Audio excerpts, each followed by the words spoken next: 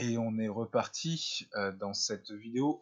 On va continuer, hein, d'accord, à parler et à discuter des révolutions économiques et des révolutions, en tout cas des conséquences sociales que la révolution euh, va provoquer, d'accord. On s'était terminé, on est terminé dans la vidéo précédente sur l'idée que Napoléon crée le franc, hein, d'accord, la monnaie du franc qu'on a utilisée pendant euh, plus de 2 siècles en France, d'accord, hein. Vous avez sûrement pas connu parce que voilà, vous êtes jeune, mais le franc, hein, d'accord, on l'a utilisé jusqu'à la création de l'euro au début des années 2000, hein, d'accord. Donc ça a été une monnaie qui a été utilisée en France pendant très très très longtemps. Donc le franc, c'était la monnaie unique, hein, qui circulait dans la République française.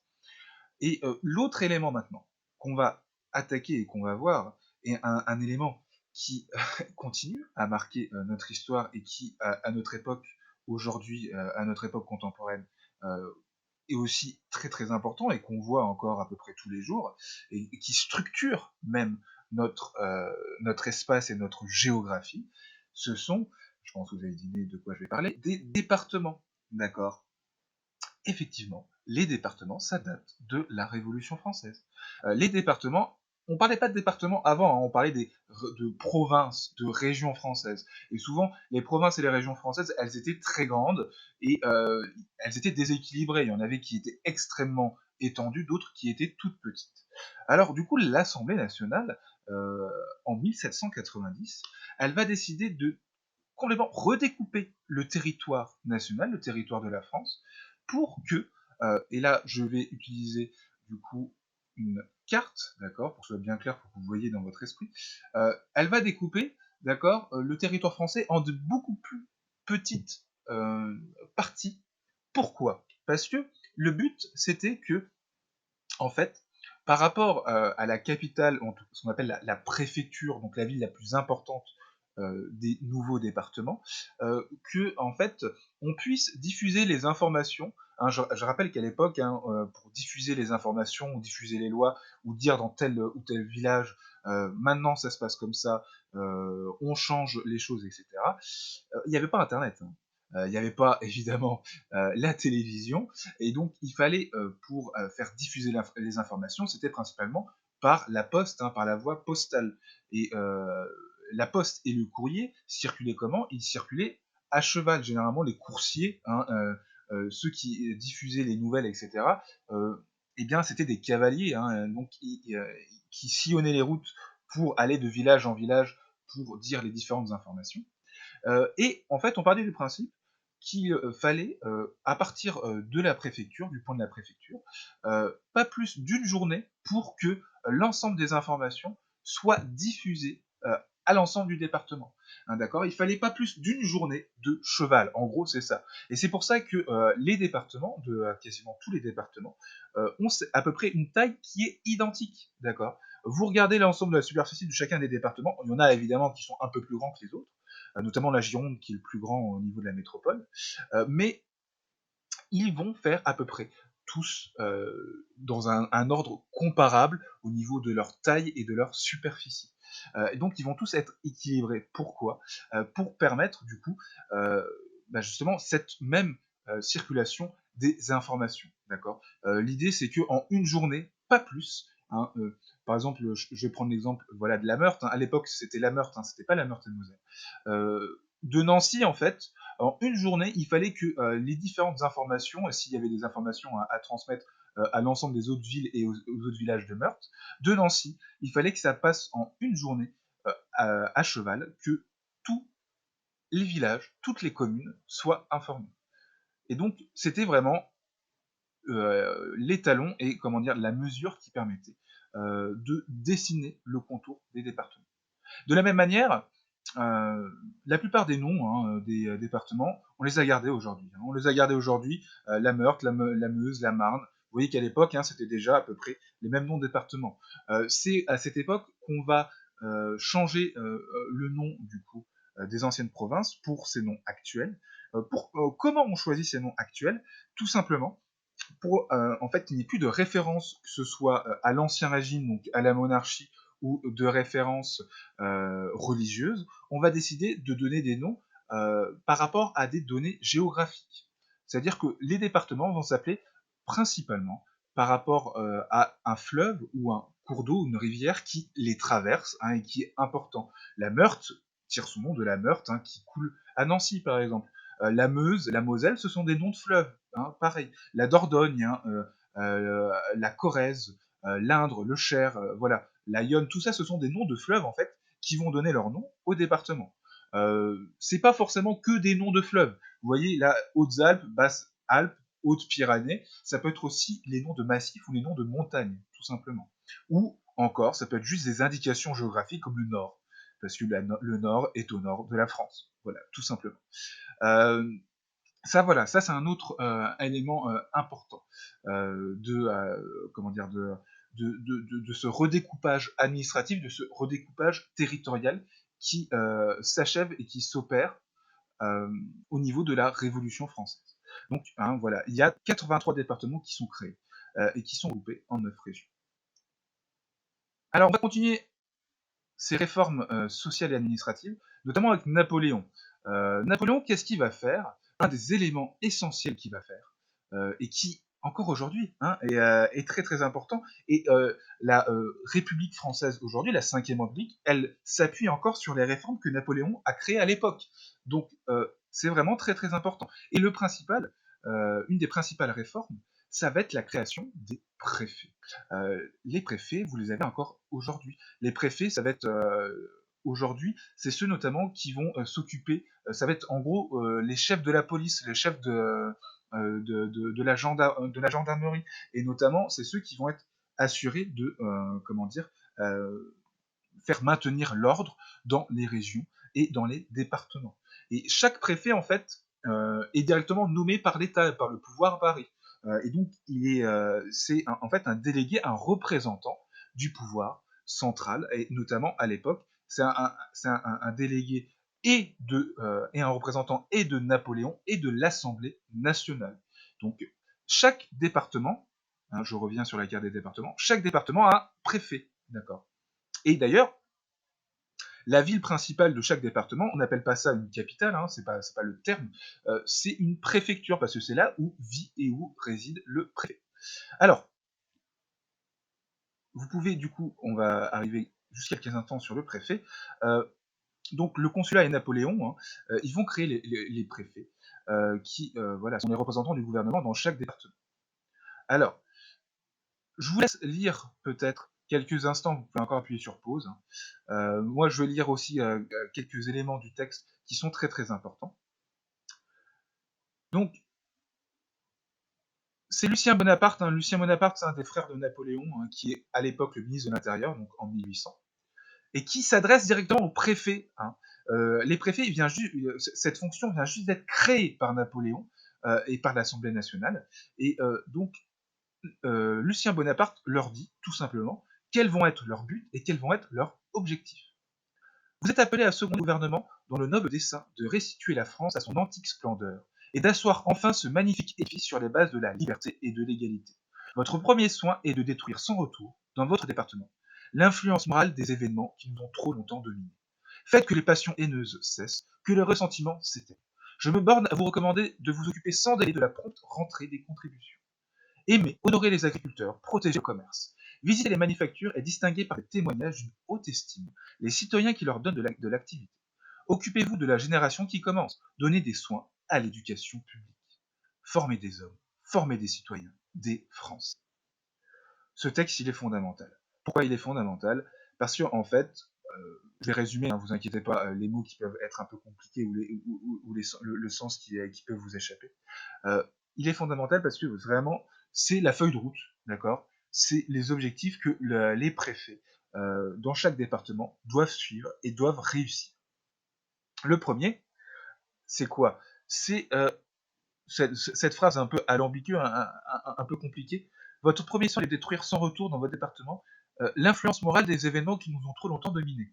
Ça veut dire quoi? En fait, là, il est en train de dire que le préfet doit détruire et doit faire cesser les passions haineuses, les ressentiments. Les ressentiments, on voit, c'est les rancunes. il fait en fait là, dans ce texte, on fait directement référence bah, à tous les événements révolutionnaires qui sont passés de 1789 à peu près 1800. Hein, comme j'avais déjà évoqué, pendant cette période, la France est extrêmement, comment, comment dire, divisée, et il y a beaucoup d'instabilité dans les provinces. Hein. Il y a des guerres civiles qui s'opèrent. On le verra ensuite dans la troisième partie au niveau des guerres révolutionnaires, hein, mais on peut déjà l'évoquer ici. C'est-à-dire que euh, va y avoir entre ceux qui, par exemple, sont pour la révolution et ceux qui sont pour la monarchie, pour le retour du roi, il va y avoir des affrontements hein, qui vont s'opérer. Et de la même manière, va y avoir beaucoup d'exécutions hein, qui vont être menées. Cette période de la Révolution, c'est une période troublée où il y a beaucoup de rancune et comment dire de règlement de comptes. Et donc, la première tâche du préfet, ça va être de rétablir la paix civile, de faire en sorte que dans les provinces revienne donc une stabilité. Le deuxième élément, tout simplement, mais qui est aussi extrêmement important, c'est ce qu'on a dans le deuxième paragraphe, c'est au niveau des contributions. En fait, c'est un synonyme d'impôt. Le préfet, son deuxième objectif, ça va être évidemment de récolter l'impôt, de faire en sorte que les impôts euh, soient bien perçus, hein, et que le gouvernement puisse donc les récupérer ensuite et les ramener sur Paris. Hein, parce qu'évidemment, un État et un gouvernement qui n'a pas d'impôts qui rentrent dans ses caisses, bah, il n'a pas d'argent, il n'a pas de revenus, il n'a pas de ressources, et donc il ne peut pas exercer, il ne peut pas réaliser ses objectifs. Donc ça, c'est vraiment un autre élément qui est extrêmement important. Donc vous pouvez résumer hein, dans stylo noir juste après avoir collé le document. Donc voilà, hein, c'est ce que je disais. La création de la fonction de préfet, ça va être donc principalement déjà de pacifier le pays, hein, je viens de dire, de collecter rapidement les impôts. Et évidemment, hein, voilà, le premier élément, un autre élément important, c'est qu'en fait, c'est de relayer, c'est de seconder le pouvoir central. Ça veut dire quoi? C'est-à-dire qu'en fait, les préfets, ils vont voilà, représenter, hein, je le répète, représenter le gouvernement, le pouvoir central qui est à Paris, d'accord. Il va représenter ce pouvoir central, ce gouvernement et cette Assemblée nationale euh, dans l'ensemble des différents départements et des différentes régions de France. Et donc le pouvoir central, c'est l'Assemblée nationale, et petit à petit, ça va être évidemment aussi Napoléon qui va avoir de plus en plus d'importance et qui va devenir de plus en plus puissant. Hein. En gros, le préfet, c'est, si je peux prendre un peu cet exemple, c'est une sorte d'antenne radio qui relaie en fait les différentes informations et les différentes lois appliquées, les différents décrets à réaliser et à faire appliquer. Et donc qui établit et assure l'ordre dans les provinces et dans les régions.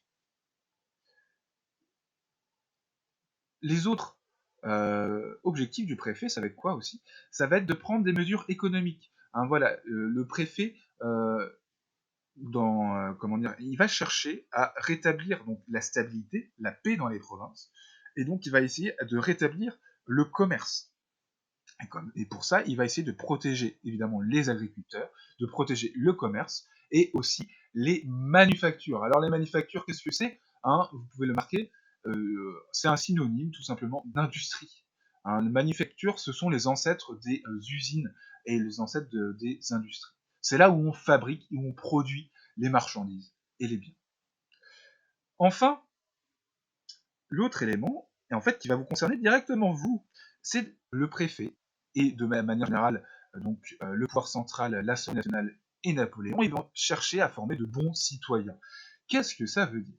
Ça veut dire que on va développer une instruction nationale, une instruction publique, pour former la jeunesse. Et donc, on va former la jeunesse comment?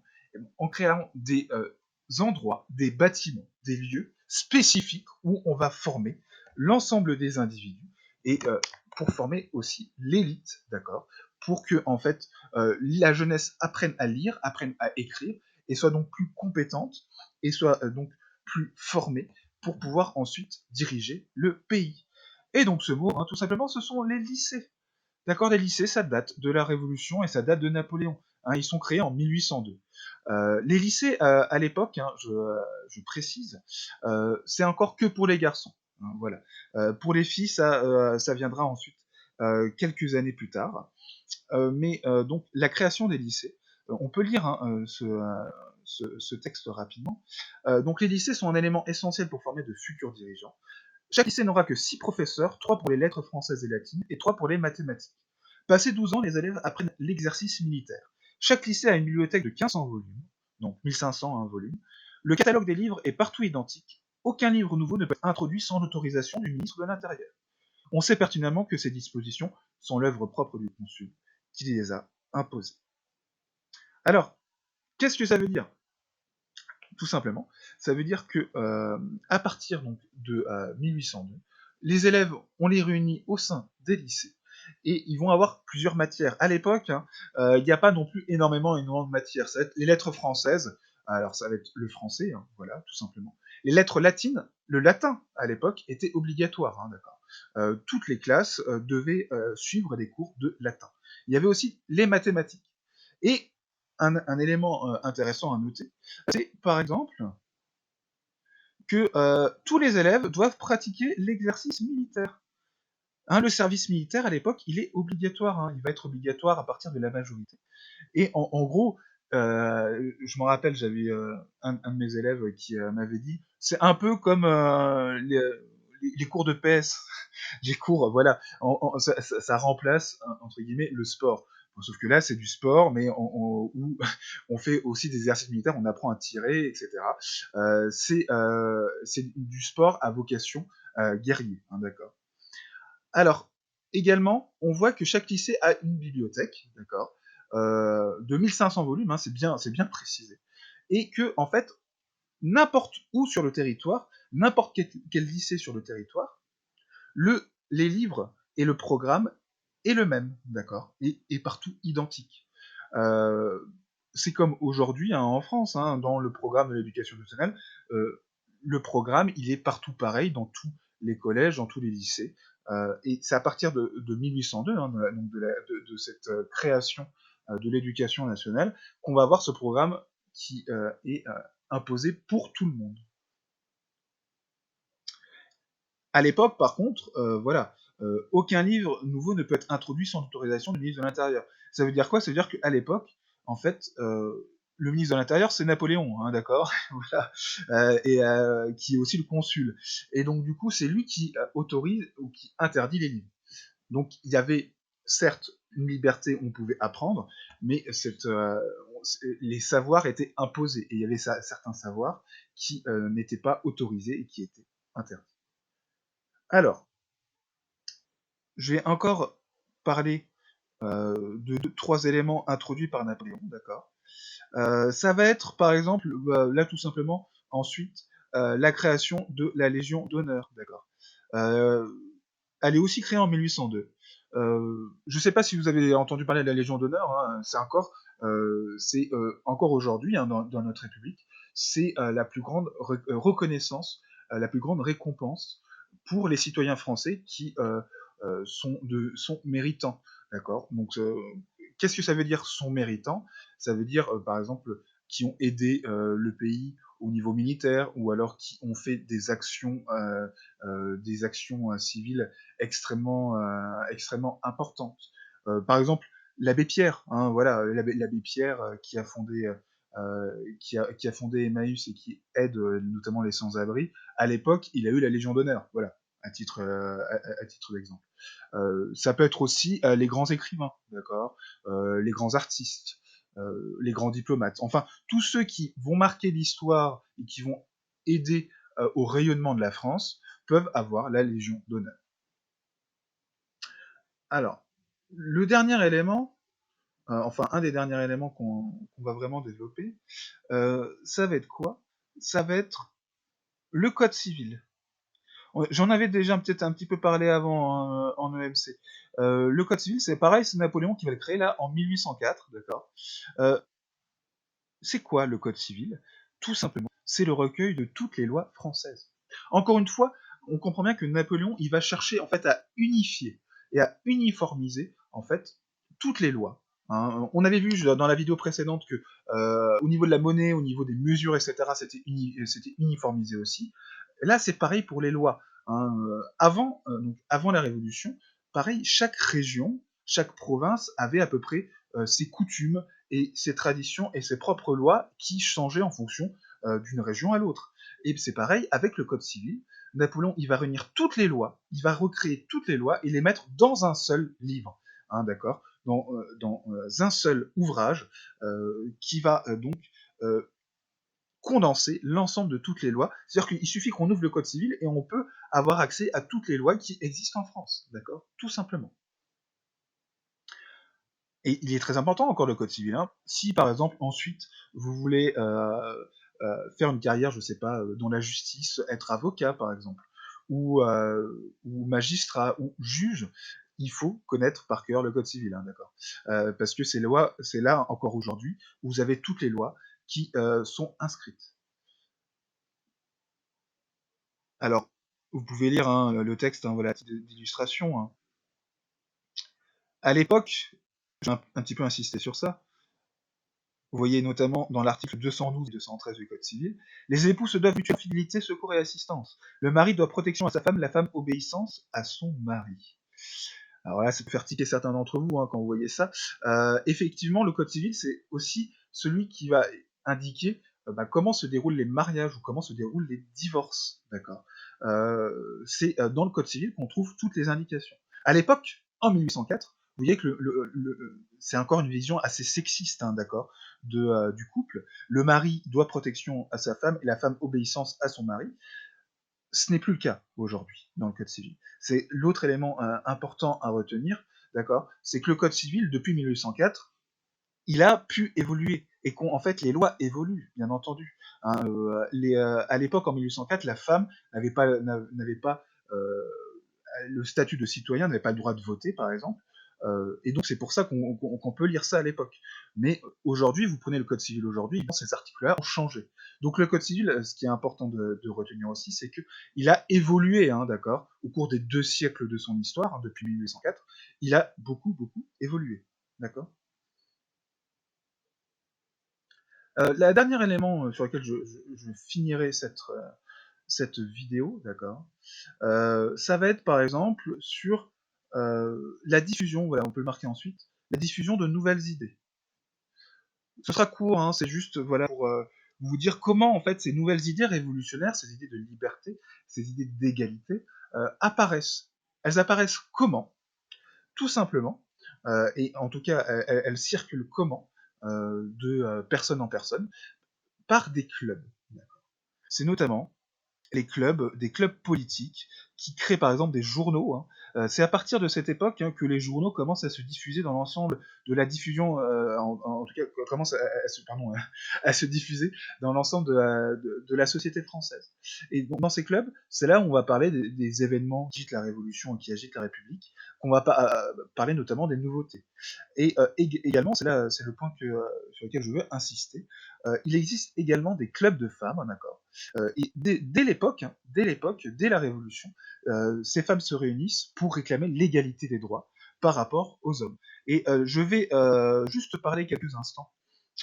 Ça, c'est dans le document, notamment que je vous avais déjà distribué dès le début. Ce document, vous pourrez le mettre tout à la fin, ne le collez pas tout de suite, hein, c'est vraiment tout à la fin du cours que vous pourrez le coller, parce qu'en gros, ça résume les personnages importants un peu à retenir. Et notamment, il y en a un, donc vous voyez, à Louis XVI, on en a déjà parlé, Bonaparte, Robespierre, on l'a déjà un petit peu évoqué aussi avec la Terreur. Euh, Celle qu'on n'a pas encore évoquée, c'est Olympe de Gouges. Olympe de Gouges, c'est une femme très importante sous la Révolution française, parce que déjà, donc c'est une critique de l'ancien régime et de la monarchie, et surtout c'est elle qui va notamment animer ces clubs de femmes dont je vous parlais à l'instant, et qui va s'engager en faveur des droits des femmes et de l'abolition de l'esclavage. Sauf que bon, comme souvent, comme beaucoup de personnages à l'époque, elle va être opposée à la terreur et notamment à Robespierre, et elle va être jugée et guillotinée en 1793. Donc, comme beaucoup d'autres personnages hein, de cette époque, nombreux vont être ceux qui vont passer à la guillotine, d'accord, et qui vont mourir durant la Révolution. Par contre, elle est restée quand même dans l'histoire comme une des premières féministes, d'accord. Olympe de Gouges, c'est vraiment une féministe, une femme très de la Révolution, dont il faut se souvenir parce que c'est une des premières à avoir milité pour le droit des femmes et pour l'égalité entre les femmes et les hommes. Voilà, donc là j'ai terminé sur cette vidéo. Dans la prochaine, on va attaquer, voilà, euh, je remets juste, voilà, le grand 3. Dans la prochaine, on va attaquer le grand 3, et notamment, on va parler, juste à présent, je vous ai parlé des révolutions, en tout cas des conséquences au niveau social, au niveau politique, au niveau économique. Là, on va plus vraiment s'axer sur le côté extérieur. Quand je dis le côté extérieur, ça veut dire quoi? Ça veut dire comment la révolution a été perçue par les autres pays en Europe, qu'est-ce qui s'est passé, et on va voir, hein, je l'avais déjà un petit peu évoqué, que la révolution, hein, cette période de 1789 à 1804, il y a de nombreuses guerres. La France va mener de nombreuses guerres par rapport vis-à-vis des autres pays européens. Et ces guerres, elles vont être ensuite continuées par Napoléon, par l'Empire. D'accord. Donc ça, je vais vraiment rentrer en détail. Hein. Il faudra bien suivre cette vidéo qui arrive, parce que c'est notamment sur ça que va porter le prochain devoir maison. Voilà, je vous dis à tout de suite pour la prochaine vidéo.